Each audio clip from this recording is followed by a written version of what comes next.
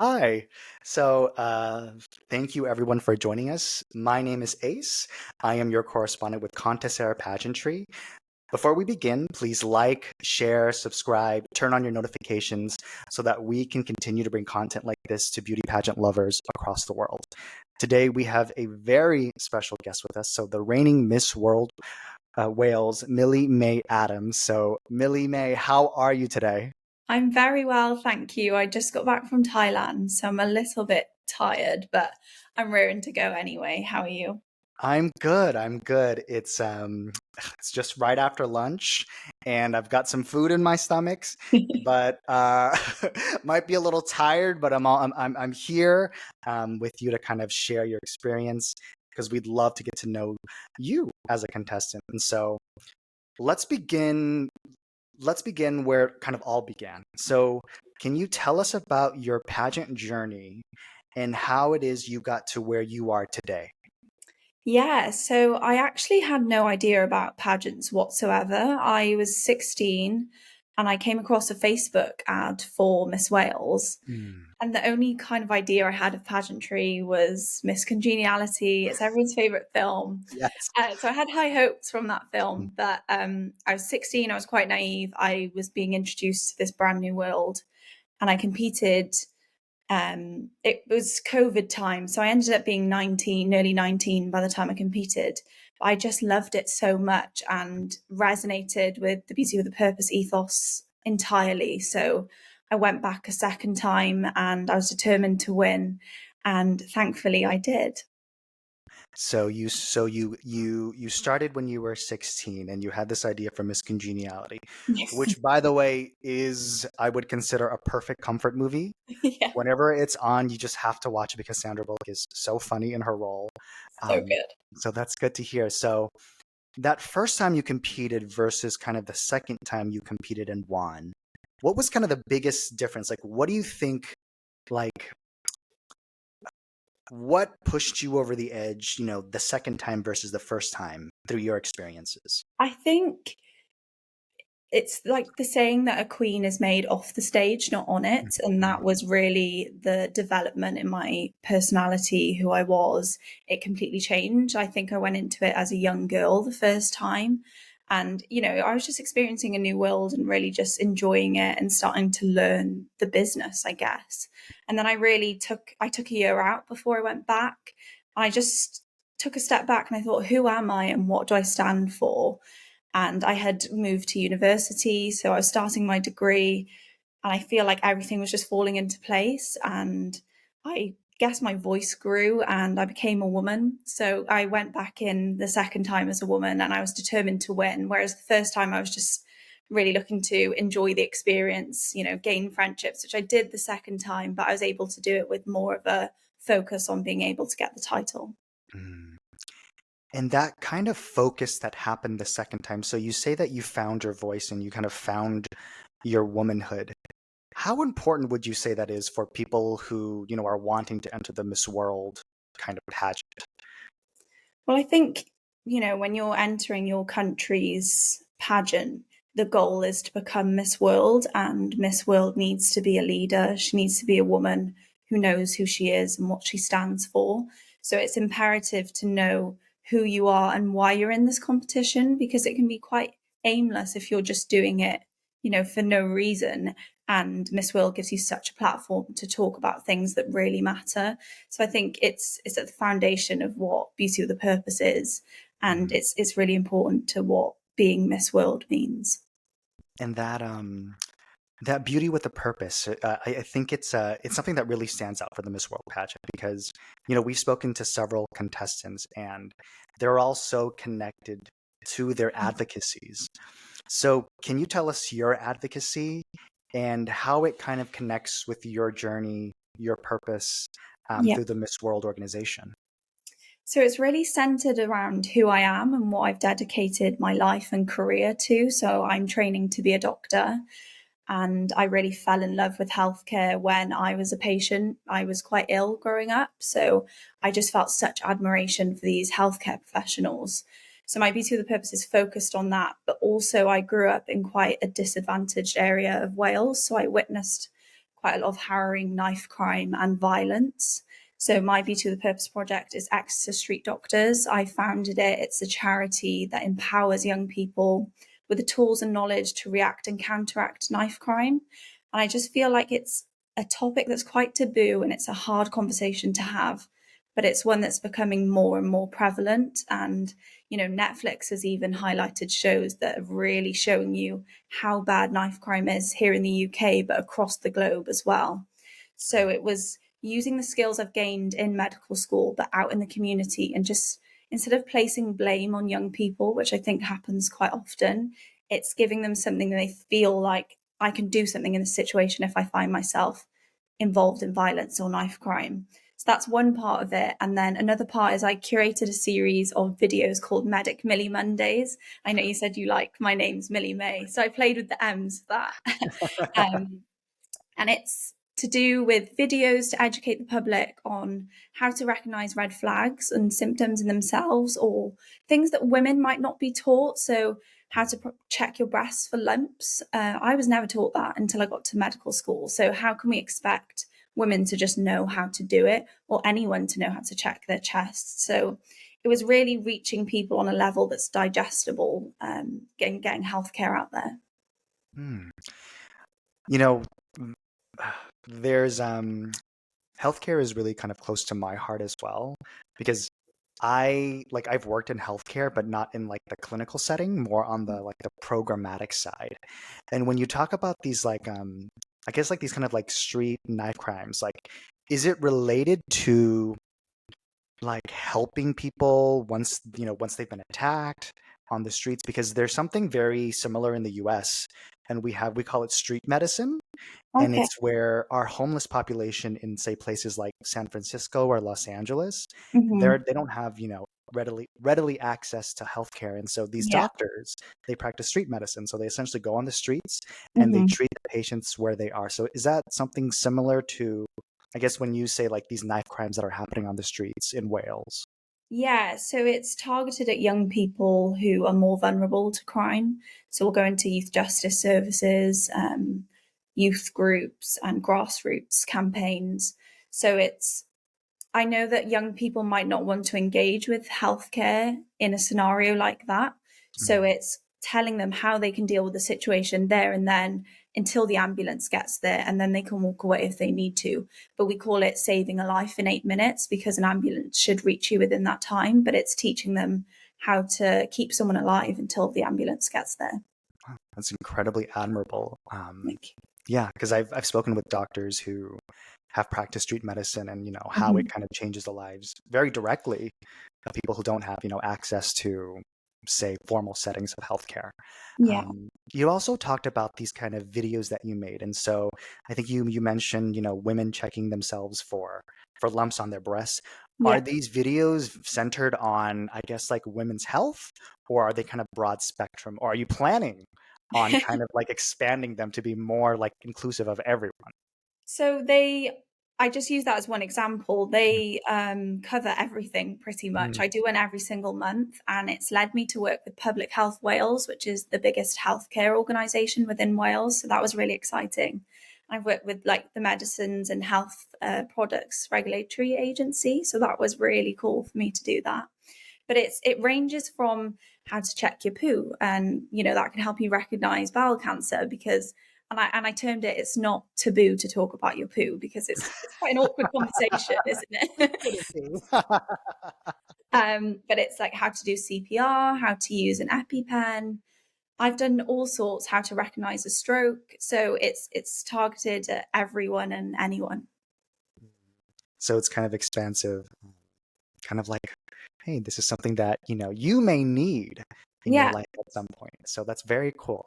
I think you also, you mentioned Wales a couple of times, and I know like every contestant is very connected to their countries, but the kind of way that your childhood in Wales is kind of shaping who you are and your advocacy. Can you tell me a little bit more about that? The you know how Wales is so connected to you and your kind of upbringing. Yeah, so I actually wasn't raised in a bilingual household, but I went to school where it was Welsh speaking. So Mhm. I'm very, very proud to be a bilingual speaker. And not that many people will know that Wales even have their own language. It was deteriorating at one point, and I actually played a part in the government's plan to reach 1 million Welsh speakers by 2030. So I teach people conversational Welsh to make it more natural for them and easier if they want to go out and use it in the community. So I feel like Wales is very unique in that sense that we have such pride for our language. And I bet, loads of people can resonate with that message that your language means so much to you. But particularly when it was one that was dying at one point and it's had its revival, which is such a nice thing to see. And I think that, yeah, I'm as Welsh as they get. And I think it's impacted what I'm going to do for my national costume. I'm not going to give any too much away, but Wales haven't done what I'm doing before. So that's, I think my country has fueled that idea, and it's not really been touched on by Wales before at Miss World. So it's really an honour for me to be able to fly the flag of Wales at Miss World. That's beautiful. That is, yeah, I think the idea that you're kind of playing healthcare for your own country, right? You're kind of, in many ways, keeping the language alive and keeping, I mean, language is so important to everything that we do, right? It ties us to Yeah. our history, it ties us to our people. And so, um, yeah, that's this kind of healthcare advocate for your country, for the people in it as well. So that's really cool. It's kind of a you kind of take like a multifaceted approach to kind of healthcare, right? I'm seeing this like I want to help the people in the streets in Wales. I want to preserve the language. I want to create these videos that directly help people who don't have access to healthcare, Mm-hmm. and that's really special. I think not only for the people, but I think for many people across the world who don't, have readily access to affordable, well healthcare. So. Mm-hmm. Very cool, very cool. Um, Next, I want to kind of talk about your experience with Miss World because I know, um, coming from a Welsh background and kind of having your advocacy, what has that experience been like? Kind of interacting with the other contestants. Have you had the chance to meet them? And have you found any similarities in your advocacies, or do you kind of see like, well, you're doing this thing and I want to do this thing, and I can see how these two things could really, make a bigger impact. So tell me more about your experience with the other contestants or the Miss World, pageant. Yeah, so Miss World pushed me to travel a bit more. I've gone to countries that I wouldn't have imagined going to prior to being Miss Wales. I guess I just needed that extra boost of confidence and traveling alone because, I'm still quite a young woman and I hadn't done that prior to being Miss Wales. But I was like, I've accomplished this. I can now go and travel by myself. So I went to Uganda last summer to deliver healthcare to rural communities who can't otherwise access it. And I met Miss Uganda while I was there, Natasha, and we've kept in contact ever since. I just fell in love with her the minute I met her. She is so adorable. And I feel like we connected in that we love music and dancing so much. And I know me and Tash will be dancing a lot at Miss World.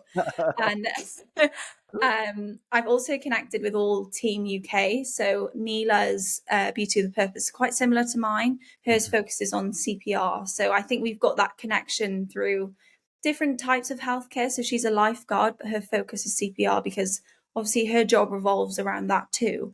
So we've kind of bonded over that, which has been nice. And then Miss America, Athena, I absolutely love her. She's just so full of life, and messaging her, it's just fun all the time. So I can't wait to actually meet her in person.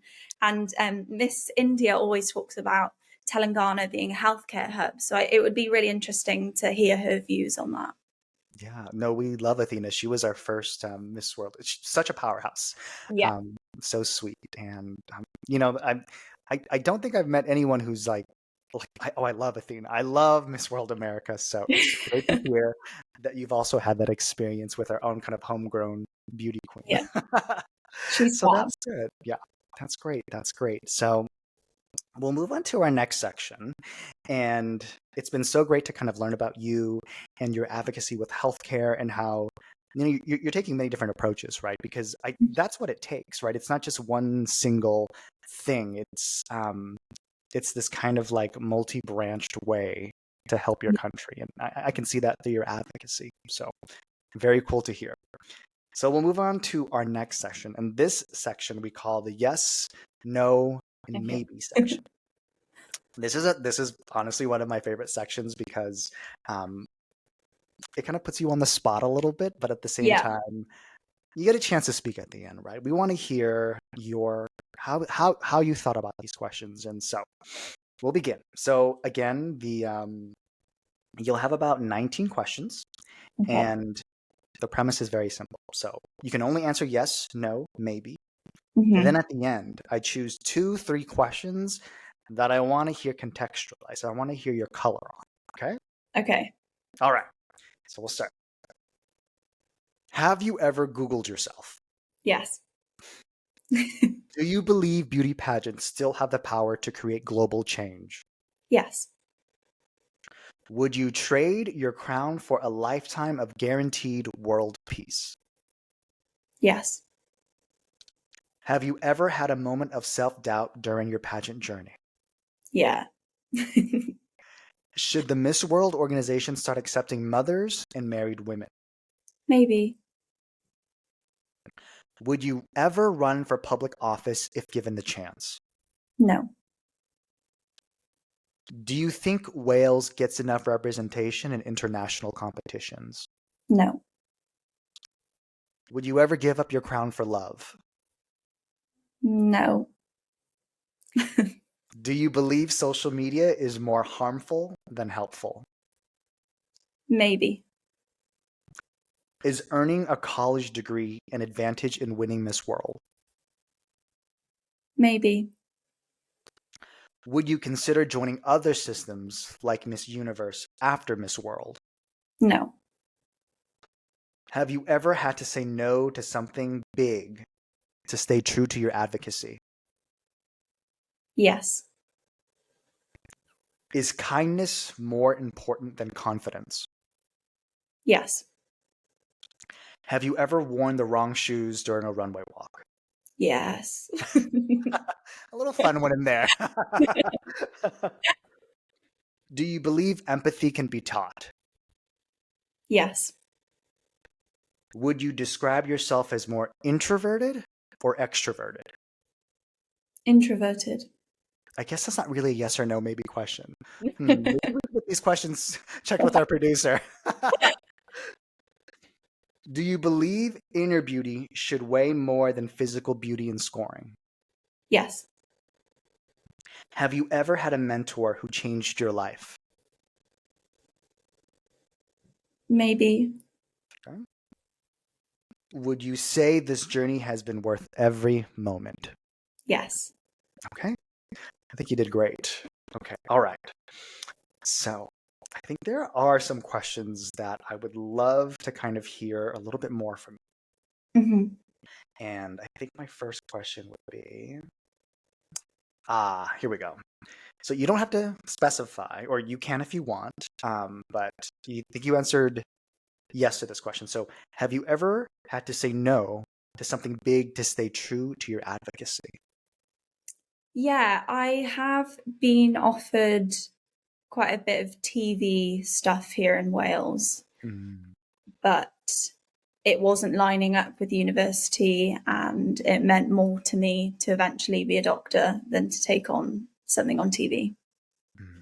So it was, I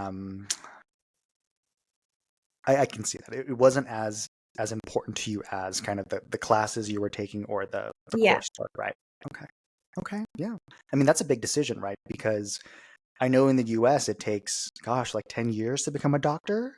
I don't know if it's similar in Wales or what that process is like, but Yeah, it's about 8 years. Yeah. yeah, 8 years. You've got undergrad, then you've got medical school, then you've got residency, and then you've got So, specialization. yeah. So it is it's a very long-term commitment. So seeing that, yeah, okay, very cool. Okay, and then the next question would be, I think you answered maybe to this question. So this is interesting. So have you ever had a mentor who changed your life? Why did you say maybe? I think because I'm talking about Emma Jenkins, who is my pageant coach. She was Mm, Miss World Wales 2015. Um, and I feel she made me see things about myself that I didn't see before, but I wouldn't say that was changing my life. mm, I guess it is, and that's why I said maybe, because it kind of is, but she was just helping me to see what was already there, but I wasn't confident enough to see it. mm. So just kind of like peeling back the layers, right? Kind of Yeah. seeing, okay, yeah, okay, very cool. And then here we go.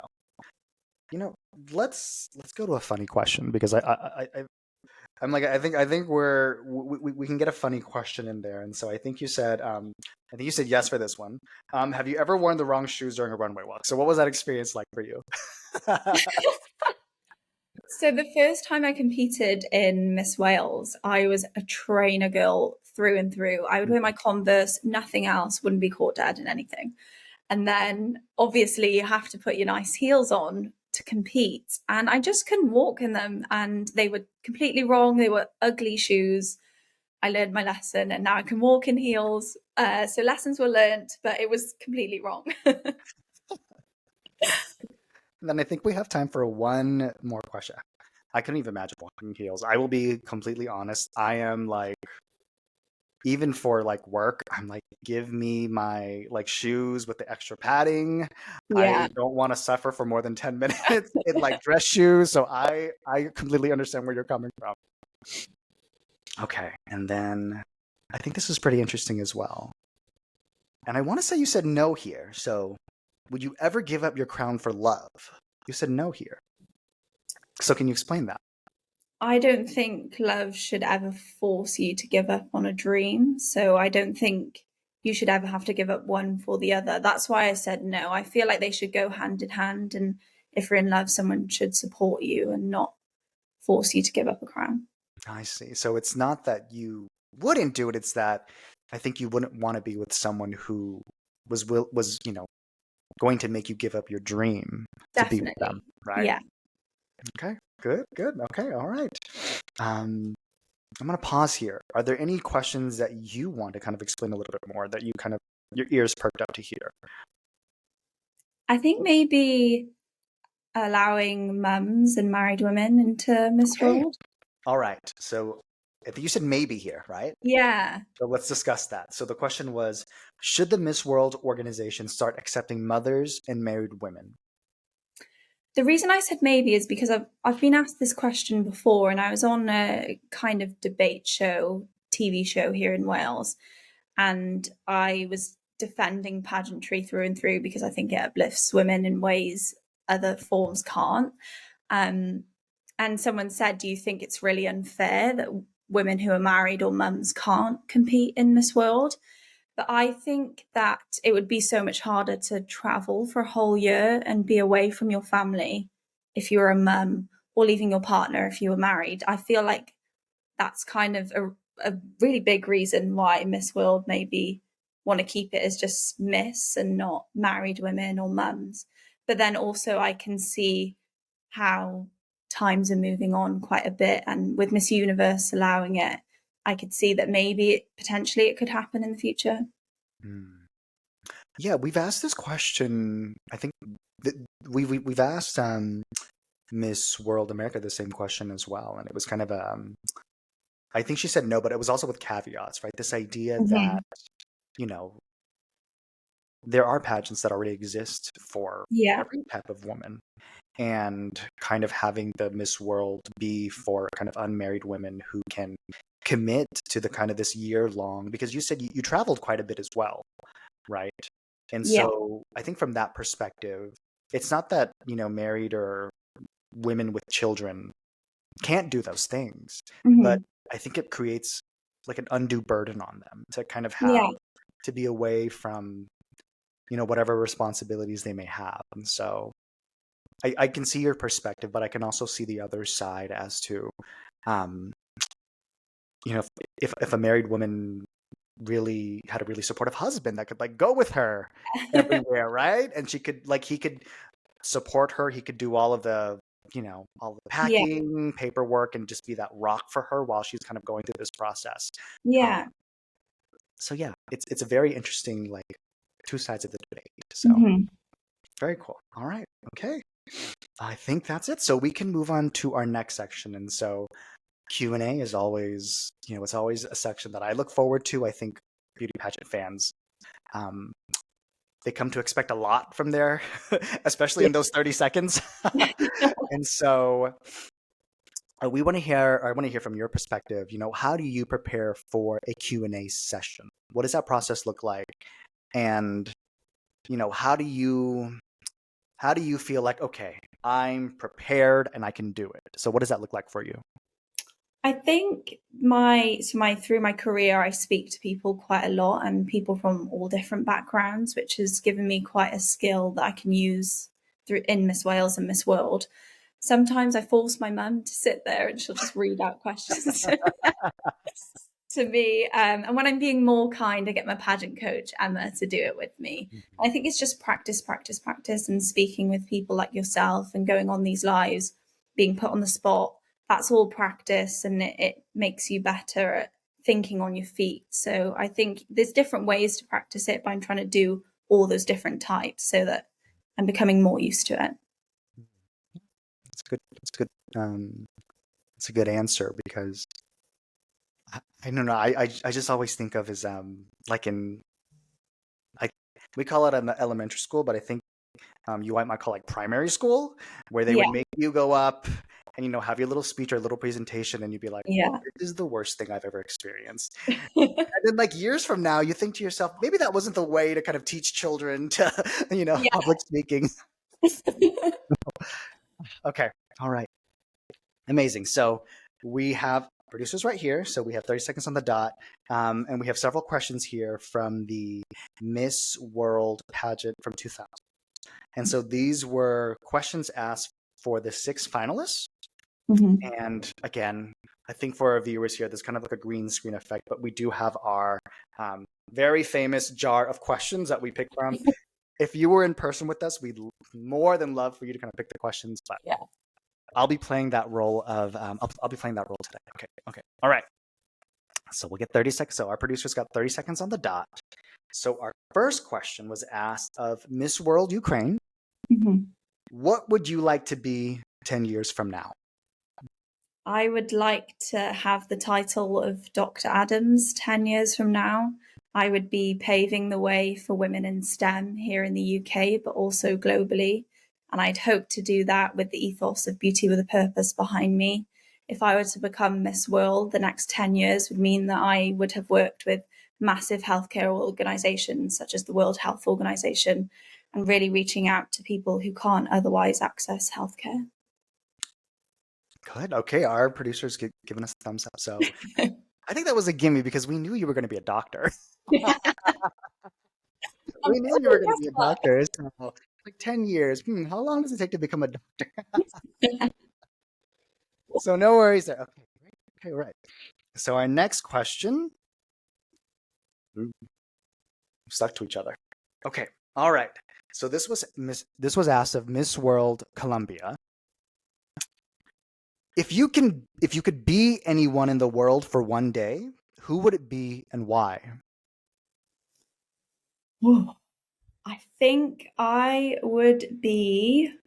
That's really difficult.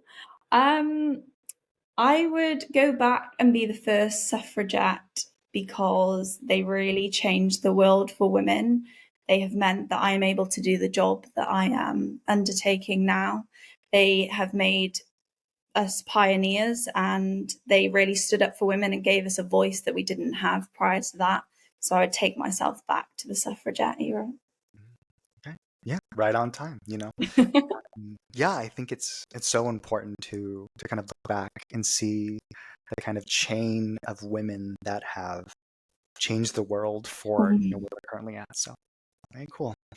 All right. So our next question comes from this was asked of Miss World Kazakhstan.